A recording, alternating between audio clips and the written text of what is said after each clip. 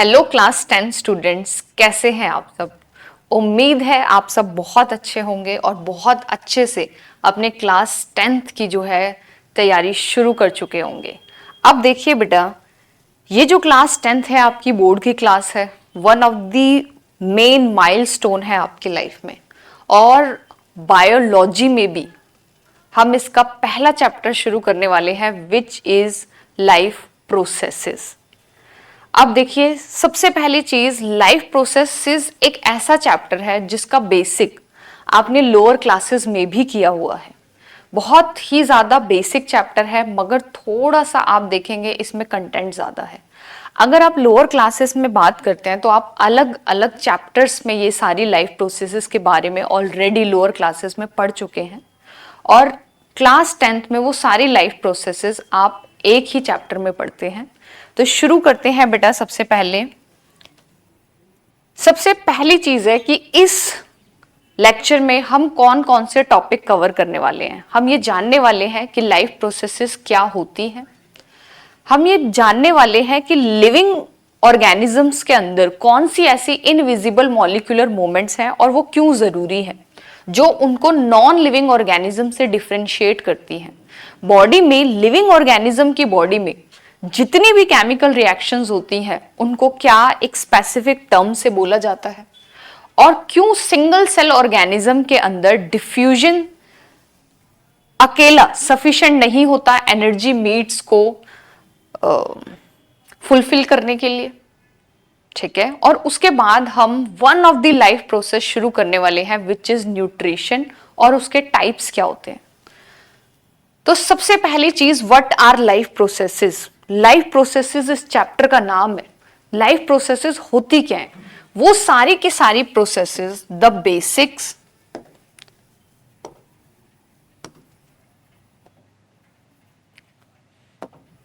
The basic and essential processes, the basic and essential processes, ऐसी processes जो बहुत ज्यादा बेसिक हैं और इसेंशियल है, जिसके बिना लिविंग ऑर्गेनिजम्स का काम नहीं चल सकता।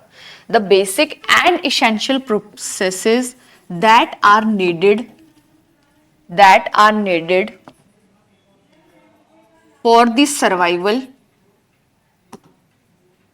सर्वाइवल, ताकि एक लिविंग ऑर्गेनिज्म सर्वाइव कर सके, and maintenance of living organism, and maintenance of living organisms, and maintenance of living organisms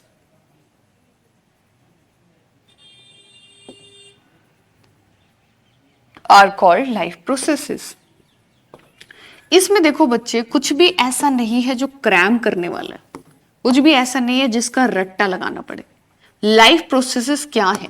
वो सबसे ज्यादा बेसिक और सबसे ज्यादा इसेंशियल, मतलब जिसके बिना लिविंग ऑर्गेनिज्म सरवाइव नहीं कर सकते, वो ऐसी सबसे ज्यादा बेसिक और सबसे ज्यादा इसेंशियल प्रोसेसेस जो चाहिए, किस लिए? फॉर द सर्वाइवल, कि लिविंग ऑर्गेनिज्म जिंदा रह सके। और क्योंकि अगर लिविंग ऑर्गेनिज्म एक ऑर्गेनाइज्ड स्ट्रक्चर है, एक सेल एक ऑर्गेनाइज स्ट्रक्चर है, तो उसमें लगातार कुछ ना कुछ ब्रेक डाउन भी हो रहा होगा। तो उस डैमेज को रिपेयर करने के लिए भी, उसके मेंटेनेंस के लिए भी जो सारी प्रोसेसेस चाहिए, उनको हम क्या कहते हैं बच्चे? Life processes. फिर से समझते हैं, what our life processes? The basic and essential processes that are required या that are needed for the survival and maintenance of living organisms are called life processes. I hope आपको ये यही learn हो चुका होगा। ठीक है, which include कौन कौन सी होती हैं बेटा लाइफ प्रोसेसेस? न्यूट्रिशन, बेसिक 4 है बेटा, न्यूट्रिशन, respiration, transportation,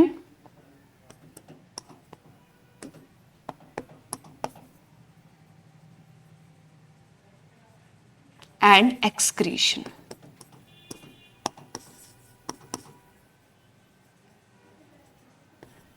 ये 4 बेसिक लाइफ प्रोसेसेस हैं, खाने को लेना और यूटिलाइज करना अपनी बॉडी में, दैट इज न्यूट्रिशन। उस खाने का ब्रेक डाउन करना ताकि उससे एनर्जी रिलीज हो, दैट इज रेस्पिरेशन। अब जो खाना सबसे सिंपलेस्ट पार्ट में टूट चुका है, जैसा सेल उसको यूटिलाइज कर सके, उसको सेल तक भेजना इज ट्रांसपोर्टेशन। और ट्रांसपोर्टेशन में वो खाना यूज कैसे होगा, जब वो ऑक्सीजन के साथ बाइंड करेगा, यानी ऑक्सीजन भी ट्रांसपोर्ट होगी। अब इस सारी चीजों में जो सेल के अंदर होंगी, वेस्ट भी जनरेट होंगे, उस वेस्ट को बॉडी से बाहर निकालना इज एक्सक्रीशन। ये जो पूरा सिस्टम है, इसको हम क्या कहते हैं बेटा, इस पूरे के पूरे चारों प्रोसेसेस को मिला के हम कहते हैं कि ये सारी लाइफ प्रोसेसेस हैं। What are invisible molecular movement, why are they necessary? ठीक है, what are invisible molecular movements, why are they necessary? आपकी एनसीईआरटी लाइफ प्रोसेस का जो पहला पैराग्राफ है, उसमें ये लिखती है कि आप एक लिविंग और नॉन लिविंग को कैसे डिफरेंशिएट करेंगे। कहती है जब हम लिविंग ऑर्गेनिजम्स को देखते हैं और उनकी सेल में हम देखते हैं तो थाउजेंड्स ऑफ केमिकल रिएक्शन। आप सोचें कि आप चाहे सो रहे हैं, चाहे जग रहे हैं, चाहे आराम से बैठे हुए हैं, कोई भी काम नहीं कर रहे, तब भी आपकी हर एक सेल में थाउजेंड्स ऑफ केमिकल रिएक्शंस लगातार चल रही हैं, लगातार चल रही हैं। मॉलिक्यूल्स की मूवमेंट हो रही है विद इन द सेल, और सेल के बाहर भी चाहे ऑक्सीजन का ट्रांसपोर्ट हो रहा है, कार्बन डाइऑक्साइड का ट्रांसपोर्ट हो रहा है, जो आपकी चीजें हैं वो लिवर तक जा रही है डिटॉक्सिफिकेशन के लिए, या ब्लड लगातार किडनी के पास जा रहा है फिल्टर होने के लिए। मॉलिक्यूल्स की मूवमेंट, ऑक्सीजन की मूवमेंट, कार्बन डाइऑक्साइड की मूवमेंट, वाटर की मूवमेंट, न्यूट्रिएंट्स की मूवमेंट ब्लड के अंदर, ये सारी वो सारी मूवमेंट्स हैं जो आपको किसी नॉन लिविंग मैटर में दिखाई नहीं देंगी। आप ये चेयर, टेबल, इनमें अगर सबसे छोटे से छोटा हिस्सा निकाल के माइक्रोस्कोप के नीचे रख के देखेंगे तो आपको मॉलिक्यूल्स की मूवमेंट नजर नहीं आएंगी। यहां पे आपको इलेक्ट्रॉन्स की मूवमेंट सब एटॉमिक लेवल पे दिखाई दे सकती है, लेकिन हम मॉलिक्यूल्स की मूवमेंट की बात करें, मॉलिक्यूल्स एज सच होंगे। तो मॉलिक्यूल्स की जो मूवमेंट है वो लगातार सिर्फ लिविंग ऑर्गेनिज्म में होती है, जो हम नेकेड आई से नहीं देख सकते। और ये इसलिए जरूरी है ताकि बॉडी में सारे के सारे जितने भी लाइफ फंक्शंस हैं, रेस्पिरेशन है, न्यूट्रिशन है, वो सब ठीक से काम कर सके। तो उसके लिए क्या चाहिए बेटा, इनविजिबल मॉलिक्यूलर मूवमेंट। तो what are invisible molecular movements? Invisible molecular movements क्या होती हैं बच्चे? वो सारी की सारी मूवमेंट्स जिनको हम नेकेड आई से नहीं देख सकते, लेकिन हमारे सेल्स में, हमारी बॉडीज में लगातार होती हैं to perform various life activities. ठीक है, उनको हम क्या कहते हैं बेटा, invisible molecular movements. Why are they necessary? क्योंकि जब ये होंगी बेटा तभी हमारी बॉडी ठीक से फंक्शन कर सकेगी। Why are they necessary? For the transportation of nutrients to the cell, for the transportation of oxygen and carbon dioxide in and out of the cell, right? Or for the transportation of waste material inside or outside the cell. ठीक है, तो what are invisible molecular movements? The movements of molecules, the movements of molecules inside the living organism, inside the living organism, that is not visible, that is not visible to the naked eye,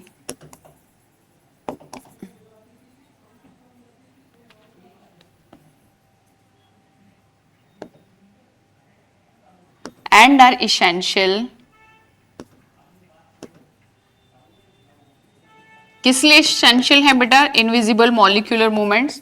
number 1, for the transport of nutrients, for the transport of oxygen, transport of carbon dioxide, transport of waste,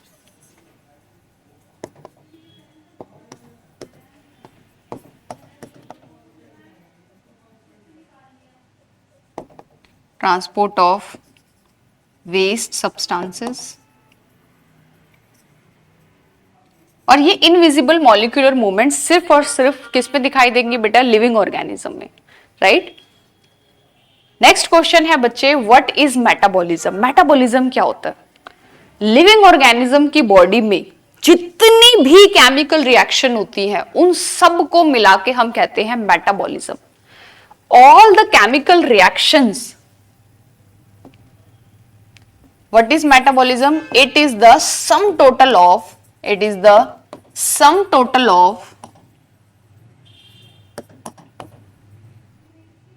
all the chemical reactions. It is the sum total of all the chemical reaction. ये sum total है बेटा उन सारी chemical reactions का जो living organism में होती हैं. It is the sum total of all the chemical reactions that are occurring inside the living organism, inside the cell भी लिख सकते हो बेटा, या living body,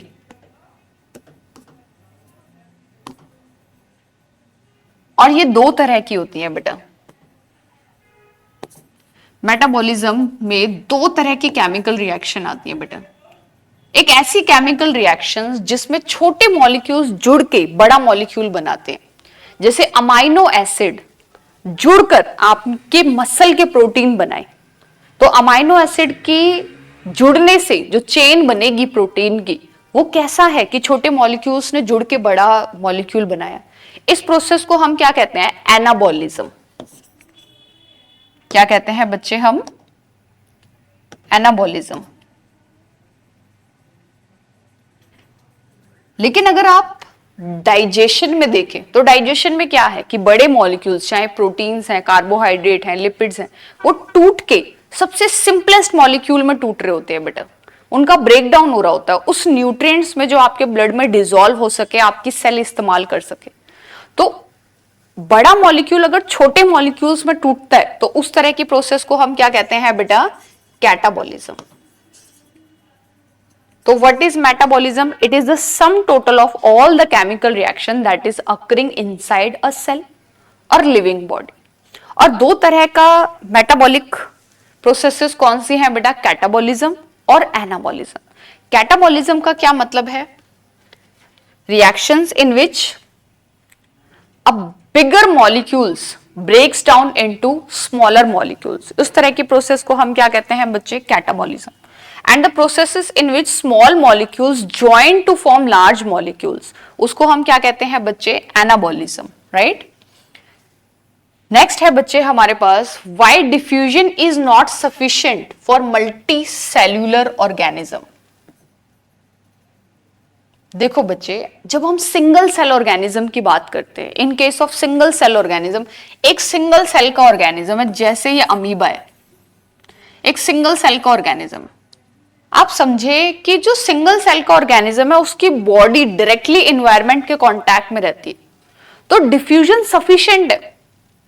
डिफ्यूजन से ही ऑक्सीजन, कार्बन डाइऑक्साइड का ट्रांसपोर्ट हो सकता है, गैसेस का, मैक्सिमम चीजों का गैसेस का ही। लेकिन अगर मैं मल्टी सेलुलर ऑर्गेनिज्म की बात करूं, जैसे हमारी बात करूं, क्या हमारी बॉडी में खाली डिफ्यूजन से जो ऑक्सीजन की नीड है वो पूरी हो सकती है? बिल्कुल भी नहीं। क्यों? क्योंकि हमारी बॉडी के सारे ऑर्गन्स एनवायरनमेंट के डायरेक्ट कांटेक्ट में नहीं है, तो ऐसे में एक रेस्पिरेटरी पिगमेंट की जरूरत पड़ती है, हीमोग्लोबिन की नीड पड़ती है, ठीक है? जो क्या करेगा बेटा, पहले तो हमारे पास एक रेस्पिरेटरी सिस्टम है, फिर उससे रेस्पिरेटरी सिस्टम से हीमोग्लोबिन ट्रांसपोर्ट करेगा अलग अलग सेल्स तक ऑक्सीजन को।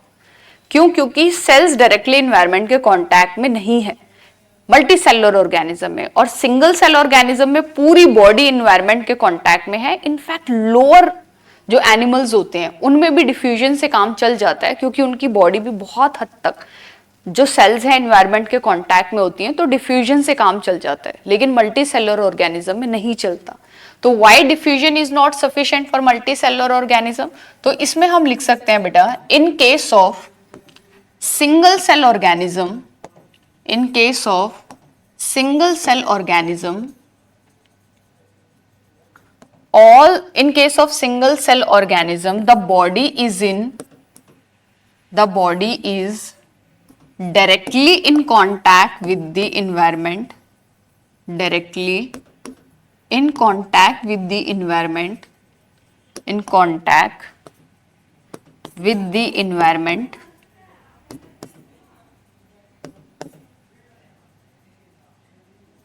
so diffusion is sufficient, diffusion is sufficient.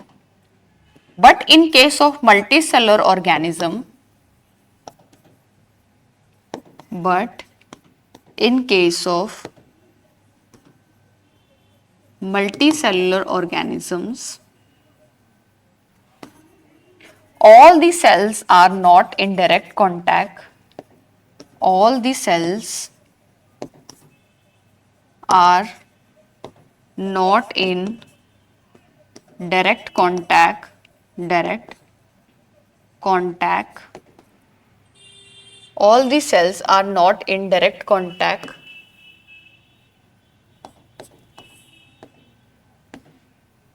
all the cells are not in direct contact with the environment,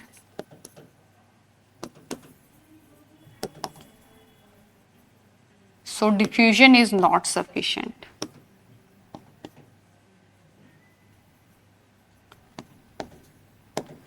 Not sufficient. ठीक बात हो गई बेटा। यूनिसेलुलर ऑर्गेनिज्म की पूरी बॉडी इन्वायरमेंट के कांटेक्ट में है तो डिफ्यूजन सफिशिएंट है। लेकिन अगर हम मल्टी सेलुलर ऑर्गेनिज्म की बात करें, हमारे liver, kidney, small intestine directly environment के कांटेक्ट में नहीं है, लेकिन बेचारे इनको भी तो चाहिए ऑक्सीजन, ये भी तो चाहते हैं कि फूड का ब्रेकडाउन इनके अंदर हो और न्यूट्रिएंट्स इनकी सेल के अंदर जाएं और एनर्जी रिलीज करा सकें। तो उस केस में क्या है, ऑक्सीजन को रेस्पिरेटरी पिगमेंट हीमोग्लोबिन को ले जाना पड़ेगा, राइट। नेक्स्ट है बेटा हमारे पास व्हाट इज न्यूट्रिशन। अब पहली लाइफ प्रोसेस की बात करते हैं हम, न्यूट्रिशन क्या होता है। न्यूट्रिशन का मतलब है खाना लेना और उस खाने को यूटिलाइज करना कि उससे एनर्जी रिलीज करा सके, जो बहुत अलग अलग लाइफ एक्टिविटीज करने के लिए चाहिए, चलने के लिए, बैठने के लिए, सोचने के लिए, हर काम को करने के लिए जो एनर्जी चाहिए वो खाने से ही मिलेगी, ठीक है। तो उसको हम न्यूट्रिशन कहते हैं। What is nutrition? The process of obtaining food, खाने को लेना, ऑब्टेन करना, the process of obtaining food. क्या सिर्फ ऑब्टेन करने से काम चल जाएगा? नहीं, उसको यूज भी करना। And utilizing it, and utilizing it, and utilizing it for release of energy that is needed, that is needed, क्यों चाहिए वो energy? to perform various life activities, to perform various life activities, example walking, running, thinking, writing,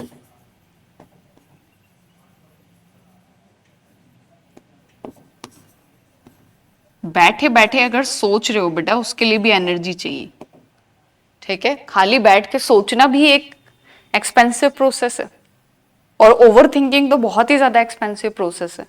तो इन सब चीजों में जो energy खर्च होती है उसके लिए खाने की जरूरत होती है। तो न्यूट्रिशन क्या है? खाने को ऑब्टेन करना और उसको यूटिलाइज करना ताकि उससे एनर्जी रिलीज करा सके, जो बहुत सारी life activities, walking, running, thinking, सब चीजों के लिए चाहिए, राइटिंग, राइट। नेक्स्ट क्वेश्चन है बेटा what are different types of nutrition. देखिए ये आपका लेक्चर है, ये क्वेश्चन आंसर्स का डिस्कशन नहीं कर रहे हम, ये उस तरीके से करा है कि जब हमने चैप्टर शुरू करा तो सबसे पहले डिस्कस किया हमने कि लाइफ प्रोसेस क्या होती है, इनविजिबल मॉलिक्यूलर मूवमेंट्स क्या होती हैं आपके एनसीईआरटी के हिसाब से। फिर हमने देखा कि मेटाबॉलिज्म क्या होता है, मेटाबॉलिज्म के टाइप्स क्या है। फिर हम बात कर रहे हैं कि सिंगल सेल ऑर्गेनिज्म में खाली डिफ्यूजन सफिशिएंट क्यों नहीं है।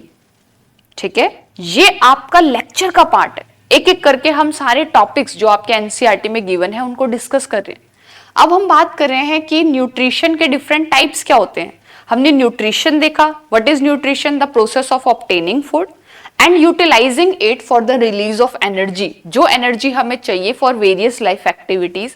कैसी लाइफ एक्टिविटीज, जैसे कि सोचना, चलना, बैठना, खाना, जो भी आप काम कर रहे हैं उन सब के लिए एनर्जी चाहिए जो हमें खाने से ऑब्टेन होती है। फिर उसके बाद है बच्चे what are different types of nutrition. Nutrition के टाइप्स पढ़ रहे हैं हम। न्यूट्रिशन के टाइप्स क्या है बेटा? न्यूट्रिशन के टाइप्स हैं autotrophic nutrition, autotrophic nutrition and heterotrophic nutrition.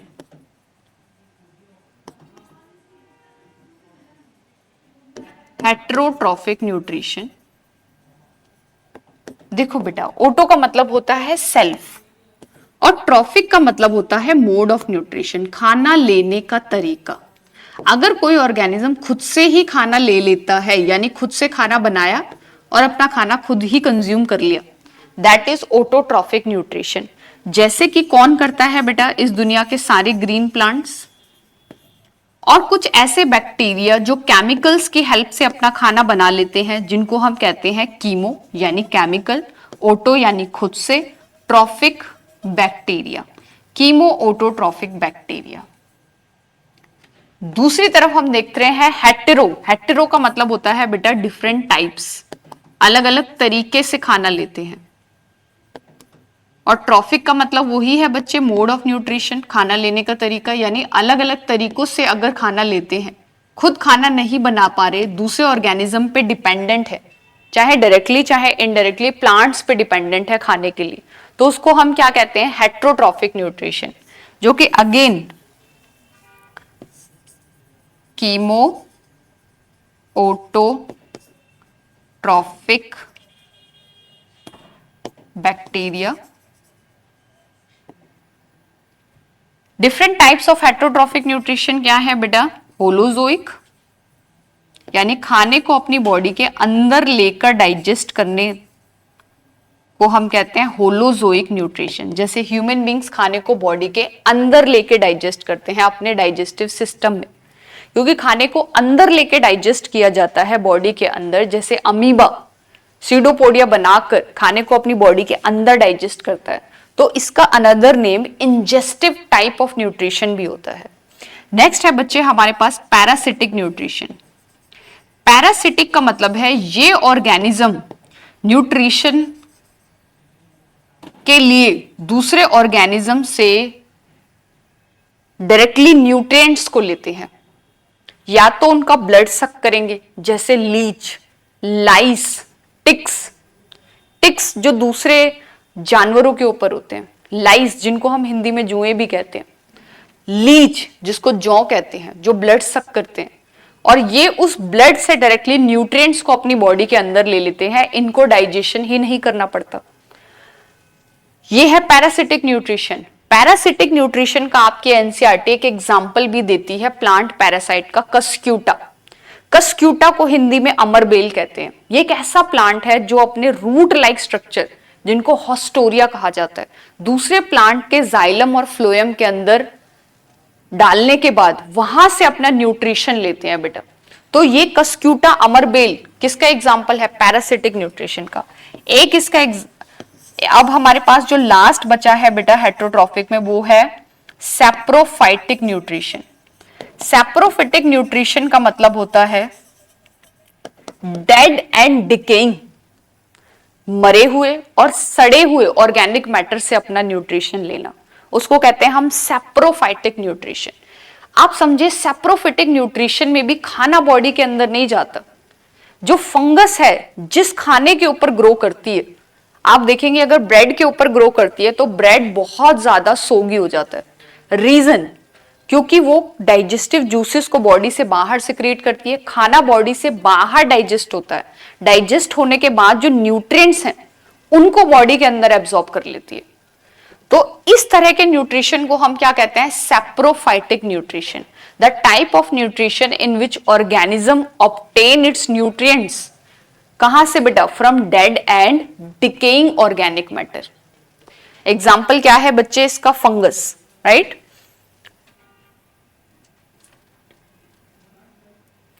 आज के लेक्चर के लिए इतना ही बेटा। इस लेक्चर को हम चैप्टर को हम कंटिन्यू करेंगे नेक्स्ट क्लास से। Thank you.